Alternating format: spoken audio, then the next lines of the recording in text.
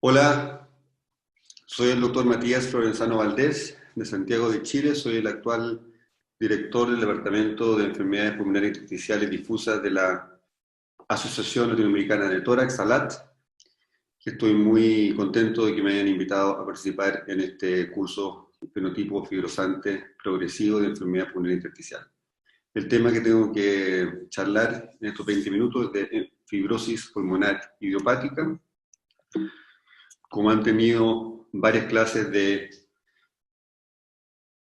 aspectos radiológicos, histopatológicos y otros, me voy a enfocar principalmente a algunas generalidades de fibrosis pulmonar idiopática desde ahora FPI, algunos dilemas en el estudio diagnóstico y principalmente me voy a enfocar en aquellas variables predictoras de progresión, de empeoramiento de FPI. La FPI se define como una forma específica de enfermedad pulmonar intersticial crónica de fenotipo fibrosante de causa desconocida que ocurre fundamentalmente en adultos mayores, limitada a los pulmones y cuyo sello es el patrón radiológico y o histológico de neumonía intersticial usual, NIU, o UIP por sus siglas en inglés, pero NIU para nosotros. Este sello, este patrón característico, tomográfico, como ya han revisado en clases anteriores, se basan en el pilar fundamental de tener panal de abeja en la tomografía de alta resolución, con o sin bronquiectasias y o bronquiectasias por tracción, con una distribución heterogénea geográfica de la enfermedad intersticial subpleural y basal. Es así como las guías ALAT, ERS, ATS y Sociedad Japonesa del 2018 definen como criterios diagnósticos de FPI, primero, el excluir otras causas de enfermedad pulmonar intersticial, fundamentalmente exposiciones ambientales, domésticas u ocupacionales, pensando fundamentalmente en neumonitis por hipersensibilidad fibrótica, que es la principal diagnóstico diferencial, enfermedad de tejido conectivo, toxicidad por drogas, y ya sea la presencia de este patrón tomográfico definitivo de NIU o combinaciones específicas de patrones tomográficos e histopatológicos en aquellos pacientes en quienes se ha decidido someter a biopsia pulmonar. 50% de los pacientes, en general en las series, cumplen con un patrón radiológico definitivo de NIU, por lo tanto, someterlos a una biopsia para obtener histología no es un tema. Sin embargo, hay un porcentaje no menor, entre 20 y 25% de las series en que en este estudio diagnóstico el patrón radiológico es de probable NIU, es decir, la misma distribución heterogénea subpleural y basal con bronquiectasia por tracción, pero sin panal de abeja. Y un porcentaje importante de estos pacientes también resultan tener, después de un estudio histológico, NIU histológica y fibrosis pulmonar idiopática. Por lo tanto, el dilema o la controversia de las sociedades que se han matriculado, como la Flagship Society o las guías de las 4 sociedades que les mencioné, difieren en este aspecto en cierta medida respecto a qué pacientes con patrón probable de NIU someter a biopsia quirúrgica, ya sea por videotrocoscopía o ahora en aquellos centros especializados en criobiopsia transbronquial. Por lo tanto, se hace fundamental la sospecha clínica de FPI, alta o baja, para decidir sugerir una biopsia o no. Y es ahí donde la discusión multidisciplinaria en un comité conformado fundamentalmente por neumonólogo, radiólogo de tórax, patólogo de pulmón intersticial y ojalá reumatólogo siempre estén presentes para tomar esta decisión de sugerir la biopsia al paciente, teniendo en cuenta que la biopsia quirúrgica tiene un alto rendimiento diagnóstico, 90% más. Sin embargo, la mortalidad operatoria de este estudio diagnóstico no es menor, alcanza en las series entre 1,5 a 2%. Por lo tanto, es un procedimiento en el cual el paciente tiene que estar informado y consentir. Hay que tener en cuenta el costo, la disponibilidad y la expertise de los equipos médicos, quirúrgicos, y obviamente no existir contraindicaciones absolutas de biopsia como hipoxemia en reposo, hipertensión pulmonar o una función pulmonar muy baja como difusión bajo 25%. Es así como entonces en estas guías del 2018 se combinan los patrones tomográficos e histológicos en estas 4 categorías que ya se han revisado en clases anteriores de NIU definitiva, NIU probable, indeterminada o un diagnóstico alternativo, para llegar a un diagnóstico final de trabajo de FPI con certeza alta, de no FPI, existiendo siempre un rango de grises de FPI posible o indeterminado. Para resumir entonces el aspecto diagnóstico, todo paciente con sospecha de FPI se debe someter a un estudio exhaustivo y estandarizado de potenciales causas. La tomografía computada de alta resolución es la piedra angular en el estudio diagnóstico cuando el patrón es definitivo de NIU y los factores de riesgo son sugerentes. Uno, sin siempre tener que someterlo al escrutinio o al análisis de un comité multidisciplinario, se puede quedar con el diagnóstico final de trabajo de FPI y actuar en forma acorde. Y en aquellos patrones probables, indeterminados o alternativos, se debe someter a comité multidisciplinario para decidir estudios complementarios como filoroscopía para lavado bronquiolvelar y biopsia transbronquial, o bien criobiopsia o biopsia quirúrgica, para luego, analizando la histología, llegar al diagnóstico final de FPI o no FPI. El pronóstico de los pacientes con FPI es ominoso.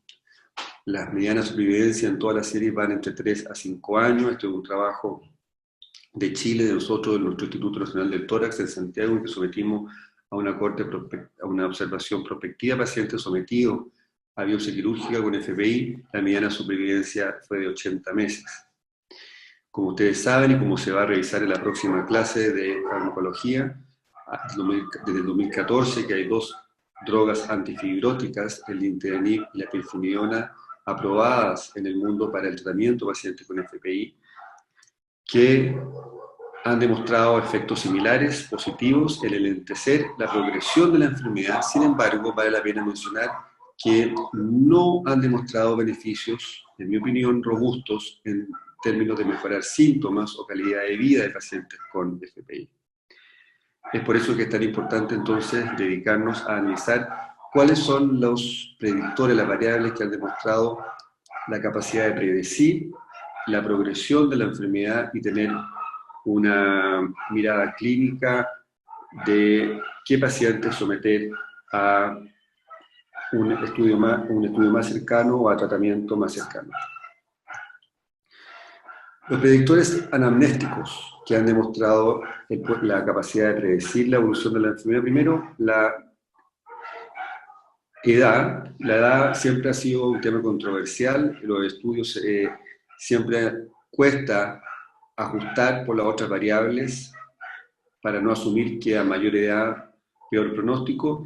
Y de hecho, este trabajo es un ejemplo, junto con otros han demostrado que el diagnóstico de FPI en diferentes momentos de la vida, 60, 70 o más de 70 años, no hay diferencias pronósticas, no hay diferencias en tasa relativa de supervivencia entre los grupos de edad. Por lo tanto, no es sinónimo de un diagnóstico de 60 o 70 o 80 años del paciente de tener un pronóstico más indolente o más ominoso. El género, los hombres tienen en general más riesgo de desarrollar FPI y cuando la tienen peor pronóstico que las mujeres, como este trabajo del 2008 lo demostró. El tabaquismo también es una variable que ha demostrado, si bien en su momento hubo alguna controversia respecto a que se pensaba que el tabaquismo podía ser factor protector, pero se sabe que el hecho de fumar los pacientes tienen peor pronóstico comparado con aquellos nunca fumadores. La disnea. La disnea, que es un síntoma cardinal de la fibrosis, que muchas veces no es fácil de medir, de objetivar en la práctica clínica. Este trabajo de hace varios años ya demostró que pacientes que cambian, que empeoran su escala de disnea, tienen peor pronóstico en seguimiento a 6 y 12 meses. La tos, otro síntoma cardinal de la fibrosis, también aún más difícil de medir y de seguir respecto a su evolución. Este trabajo demostró que aquellos pacientes que tenían tos tenían un hazard ratio mayor de morir que aquellos que no tenían tos. Otra variable anamnéstica sería, y más moderna, por así decirlo, es la medición de la actividad física de los pacientes con FPI. Este trabajo de hace un par de años demostró que aquellos pacientes que tenían pasos diarios menores, que tenían peor supervivencia que los otros. La admisión hospitalaria por causas respiratorias, ya sea por una exacerbación aguda o por una infección pulmonar, también es un factor que ha demostrado tener mal pronóstico, como lo demuestra este trabajo en que juntaron 3 trabajos, el PANTET, el ACE y el STEP, de acetopina prednisona, de anticoagulante y de sildenafil, y que aquellos pacientes que tenían admisión hospitalaria precoz tenían peor pronóstico que aquellos que no la tenían. ¿Qué predictores en el examen físico? La acropaquia presente en un 30% de los pacientes con FPI. Este trabajo de ya casi 20 años demostró que aquellos pacientes con acropaquia, el diagnóstico, tenían hasta 2,5 veces más riesgo de morir que aquellos que no la tenían. La sarcopenia, el índice de masa corporal bajo, con una baja masa muscular en función de un desacondicionamiento físico, en este trabajo reciente demostró que aquellos pacientes en que se cuantificó la masa muscular torácica por resonancia nuclear magnética a nivel de T4, los que tenían menos masa muscular tenían más riesgo de morir. La función pulmonar es fundamental y es así como la capacidad vital forzada, la difusión, son las mediciones que más se utilizan para evaluar la evolución de la enfermedad, la respuesta a terapia y el pronóstico. Específicamente el cambio de capacidad vital forzada, en 2 trabajos Centinela de Collard y Flaherty el año 2003, demostraron que una disminución de más de 10% de la CBF a 6 o 12 meses era el predictor más fuerte de mortalidad a largo plazo y, como digo, es el que más se utiliza. Sin embargo, vale mencionar que la CBF no tiene una buena correlación con síntomas, con disnea, ni tampoco con calidad de vida, ni tampoco con cuantificación de fibrosis en la tomografía computada. Parámetros fisiológicos de función pulmonar como los requerimientos de oxígeno. Este trabajo demostró que aquellos pacientes que requerían más oxígeno para mantener saturaciones sobre 96% en reposo fue el parámetro que mejor rendimiento tuvo en la curva ROC para predecir pronóstico, inclusive mejorando o superando la capacidad de la CBF. La saturación en oxígeno, para aquellos pacientes aquellos pacientes que saturan en sueño tienen peor pronóstico que aquellos que no lo hacen, y también aquellos que saturan en ejercicio, medido por la caminata 6 minutos, de trabajo también ya clásico el año 2013, que aquellos pacientes que saturaban menos del 88% la caminata tenían peor pronóstico que los que no. Hay algunos exámenes nuevos, que este es el test de velocidad de caminata de 4 metros, en que se evalúa en un trecho de 4 metros la velocidad que los pacientes alcancen, y hay pacientes que caminan más lento tienen peor pronóstico que los que tienen una capacidad preservada de caminata. Las imágenes, la tomografía, el patrón NIU definitivo, es decir, con panal de abeja, tiene peor pronóstico que al momento basal que aquellos que tienen patrones probables o indeterminados. Sin embargo, no se ha demostrado que en la evaluación cualitativa del patrón NIU, aquellos pacientes que durante la evolución de la enfermedad de trabajo demostró que aquellos que tenían progresión tomográfica de fibrosis no necesariamente tenían peor pronóstico. Por lo tanto, en ese sentido, hasta el momento, la evolución fisiológica es más importante que la progresión radiológica para predecir pronóstico. Sin embargo, la evaluación por análisis computado automatizado, por inteligencia artificial, este trabajo reciente como ejemplo, que usa un puntaje de evaluación de vasculatura pulmonar, logró obtener un buen rendimiento en su capacidad de predicción de mal pronóstico. Los otros parámetros radiológicos que se pueden utilizar de pronóstico son la hipertensión pulmonar, el diámetro de la arteria pulmonar y su relación con la aorta como signo de hipertensión pulmonar.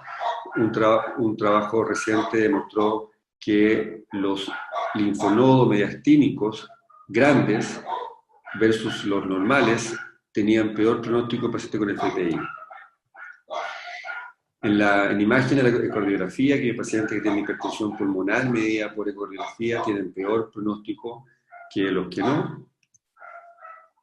En histología, clásicamente se ha dicho que los pacientes que tienen mayor cantidad de focos fibroblásticos tienen peor pronóstico que los que no. Sin embargo, los trabajos más modernos de análisis histológico con criobiopsia, como este que estoy mostrando, demostró que aquellos pacientes con panel de abeja histológico en las criobiopsias no tenían diferente pronóstico que los que no tenían panel de abeja histológico. Es así como se han propuesto una serie de modelos de predicción compuestos o combinados a lo largo de estos 20 años para tratar de combinar y hacer un sistema de puntaje predictivo más eficiente. Estos son ejemplos de propuestas de puntaje. El que más se ha validado es el CAP Index, que es un puntaje en que junta género, hombre o mujer, siempre los hombres de peor pronóstico, la A de age, edad, en 3 grupos, y la P de fisiología, en que se usa la capacidad vital forzada y la difusión en sus porcentajes predichos, y se separan en 3 etapas, 1, 2 y 3, según los puntajes totales, y como ustedes ven, se formulan predicciones de mortalidad a 1, 2 y 3 años. Este CAP Index se ha validado exhaustivamente en diferentes escenarios de FPI y de otras enfermedades intersticiales fibrosantes.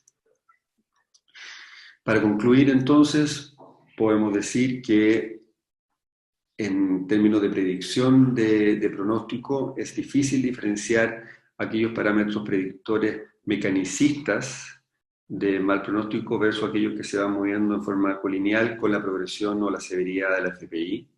El rol de las comorbilidades, las complicaciones y la exacerbación aguda son confusores inevitables y difíciles de ajustar. La capacidad vital forzada sigue siendo el parámetro pronóstico más validado y confiable, y es el que estamos utilizando actualmente. Sin embargo, saber que tiene una mala correlación con disnea, desenlace orientado al paciente y extensión tomográfica de fibrosis. Nuevos modelos complejos que incorporen genética, biomarcadores e inteligencia artificial permitirán diferenciar subfenotipos de diferente comportamiento clínico. Muchas gracias.